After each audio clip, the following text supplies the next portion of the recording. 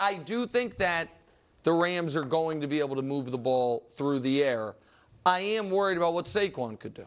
And this is one that I just have to own. I was basically as wrong about Philly in every category as possible, except for Sirianni being a clown. That's still correct. But that Saquon wasn't going to have a huge impact, dead wrong. That Fangio wasn't going to be able to just all of a sudden turn the defense around.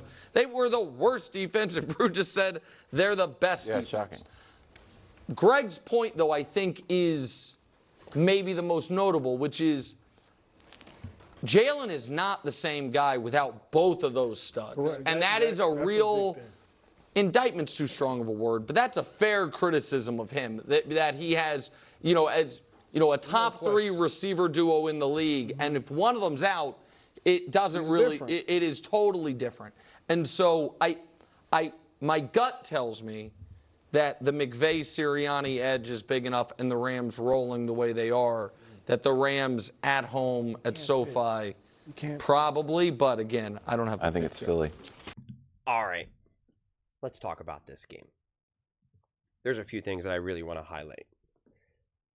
It's just not fair to put this all on Jalen Hurts when he's missing some weapons.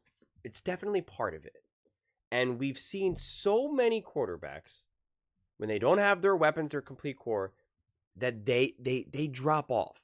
But for some reason, we make it extra heightened when talking about players like Jalen Hurts, Brock Purdy, pretty much any of the quarterbacks that people don't just universally respect and say are top quarterbacks in the NFL. And what is so under-discussed, truly, is either the offensive head coach or the coordinator's inability to get an offense going when they're missing one of their weapons or multiple weapons. A lot of that falls on the offensive coach.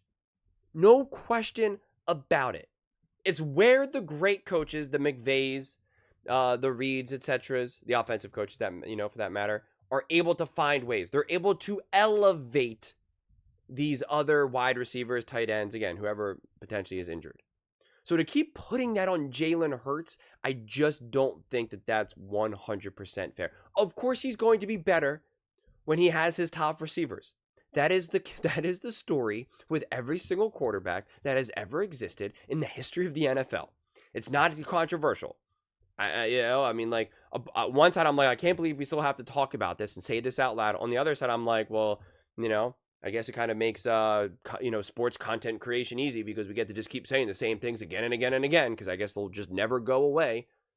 But what I think is being under-discussed, I never hear it being discussed. And I don't think I'm like some super football genius here. But they don't put enough of that blame, let's say, on the offensive mind in the room to be able to make that happen. And and they say he hasn't looked the same without that core. And it's like, that's just not 100% true. Because Jalen Hurts got significantly better with Shane Steichen before A.J. Brown was even there. He helped get that team. He led that team that was not a stacked roster into the playoffs in 21. And then obviously with A.J. and stuff like that, got significantly better. And now what it is, everyone keeps saying, oh, without A.J. Brown or without this, look at his record, look how he plays, yada, yada, yada. When Devontae's not there, right, And it's just like, well, from that point forward, he's had inconsistent coaching. Whether it be because it was either just a bad OC, Nick Sirianni kind of meddling with the offense, or it just takes time for someone like now this season, I'm looking at it through the lens of Kellen Moore starting to get familiar and comfortable with this team and Jalen Hurts. And I think when you are a new OC with this team, there's a learning curve, just like there is for any profession, any job, any position, whatever it may be. You're trying to figure out who this team is with AJ, Devontae, Saquon, this O-line, Jalen, Dallas. This is what you're trying to figure. That's what you're looking at. You're looking at this film. You're figuring out. You're going through practices. And you finally go, okay, I figured this out. I know what Jalen Hurts is good at. I know what AJ is good at. I got this all figured out. I know how we can maximize his team. Now when you take out a piece, when you're only just became familiar with this team, with this core, you now have to kind of start over. You have to be like, okay, well, actually, I'm realizing that, okay, you know what? Jalen Hurts isn't as comfortable going to the third or fourth, whatever. You know what? I realize that I kind of actually have to maybe do a little bit of this. I actually have to feed the ball more to the tight ends, like whatever it may be. And that's going to take a second for him to understand how to maximize Jalen Hurts. There's just not enough credit or blame goes to the coaching staff in those types of situations. And a perfect example of that, we saw that completely unfold with C.J. Stroud, Bobby Slowick, and those injuries that the Texans faced. It is part of becoming a great offensive coach, is understanding how to kind of mix and match these pieces when players are going in and out of the lineup. And I think that the Eagles have solidified their identity more now, where they can lose a Devontae. I don't think you could ever really lose an AJ. Losing your number one receiver will always hurt you to a strong degree, quite frankly. But I think, right, obviously being able to have that connection, that relationship with AJ, Devontae, etc., is going to help you.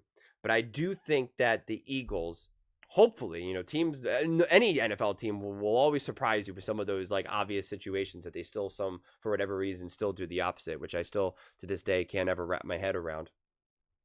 But I still think it's one of those things where even if Devontae is not there, if the Philadelphia Eagles are a true top contender and top team in the NFL, that they should be able to come away with this win versus the Rams. But I will say this. I will leave this out for the Eagles and myself. I think it's also a possibility, and I think it is also fair to say that some teams can absolutely be dominant, ferocious, unstoppable, and bona fide not only Super Bowl contenders, but Super Bowl favorites, but they need to be 100% strength. They need to be full strength. They need to have everyone. They need to have all the Avengers. AJ, Devontae, Jalen, like they all need to be there for them to be maximized. That it's like, you know, having all of the, I don't even know, man, if you guys watch Power Rangers, but all the Power Rangers coming together, right? They all got to like form the Megazord or whatever the heck those things are called. That if you're missing one piece, it's kind of becomes like a house of cards. I think some teams, that's just the way they are. And again, whether it's because of coaching, whether it's because Jalen Hurts just really needs some of those weapons to feel comfortable, whatever it may be. Like, I'm not here to try to diagnose that as that being a truth claim, or whether or not, you know, if it is true, why. That's not kind of irrelevant to me. I'm more trying to figure out, is that an accurate statement about the Philadelphia Eagles? Who are the Philadelphia Eagles? We saw them when they were missing AJ. Then we saw them when they were missing AJ and Devontae. And again, if you're missing AJ and Devontae, you're going to hurt. But I think when they were missing just AJ and they still had Devontae, this was still so early on in the season. They did not figure out exactly what they wanted to do and how to maximize Saquon. They were also then missing some O-line. The defense was not being a top defense in the league. You know, they did not come around just yet with Vic Fangio.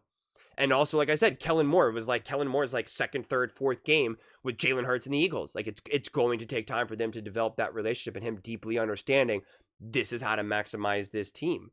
And he had to relearn stuff after losing some players. So I don't think we have a fair assessment. So in a way, obviously you want to see everyone play, you want to see everyone full strength. But in a way, it's actually it's useful information to see how this team plays, missing some pieces, having them go down, and kind of seeing how much growth and progress have they made since week 2, week 3, week 4, and onward. So you can't be so quick to draw conclusions about a player, about a team, based off of very different circumstances. Very different circumstances. Whether it be personnel, whether it be coaching, whether it just be age and experience, whether it be like who you're even playing, who your opponent is. It's just too complex, too layered, just to kind of do this blind, hey, Jalen Hurts is not the same when Devontae's not there. And it's like, okay, can we actually have a discussion why? Like, what is the story here? You know, like it's just, you know, it's a lot more nuanced than that. So either way, though, this game should be a lot of fun. I'm excited for it. And it's, yeah, you know, there's going to be a ton of Eagles fans there. They always travel well. And also the Rams just can't, you know, I don't know. I still don't understand why out there it lacks that fan base. I know there's a lot going on in LA, but it still always confuses me, quite frankly, because the Dodgers pack the house and have a huge fan base there. So I don't understand why the Rams and Chargers struggle from that regard. But yeah, who you guys got in this game? Eagles, Rams. Do you think Jalen Hurts is only good when he's got the full Avengers? I guess he's Brock Purdy, apparently, according to Nick, and I guess even Greg Jennings and Brew, for that matter. Let me know in the comments below. I read every single comment, so whether you agree with me or disagree with me. Either way, let's get in some discussions. Let's get in some fights. But ultimately, let's just have some fun.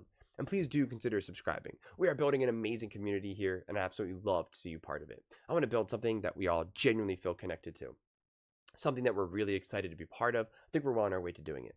And please don't forget to give this video a thumbs up, as it really does help with the visibility and the algorithm. Thank you so much. See you next time.